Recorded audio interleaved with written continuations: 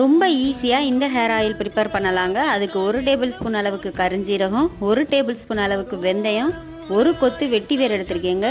இது எல்லாமே உடல் சூட்டை குறைச்சி தலைக்கு நல்லா குளிர்ச்சியை தரக்கூடியது. இதை நம்ம மிக்சி ஜாரில் சேர்த்து 1-2 பவுடர் பண்ணி வச்சுக்கலாம். இதை ஒரு பாத்திரத்தில் சேர்த்து 1/4 லிட்டர் அளவுக்கு சுத்தமான தேங்காய் எண்ணெய் சேர்த்துருக்கேங்க. இது கூடவே 1 கைப்பிடி அளவுக்கு காய்ந்த கருவேப்பிலை இலைகளை சேர்த்துருக்கேங்க. கருவேப்பிலை சேர்க்கறது முடி வளர்ச்சிக்கு ரொம்பவே நல்லது. இதை நம்ம இப்போ டபுள் பாயில் மெத்தடில் தாங்க காய்ச்ச போகிறோம். கீழே தண்ணி நல்லா ஹீட் ஆனவுடனே நம்ம எண்ணெய் தயாரித்து வச்சுருக்கிற பாத்திரத்தை வச்சுட்டோம்னா அந்த ஹீட்லேயே எண்ணெய் நல்லா சூடாக ஆரம்பிச்சிருங்க.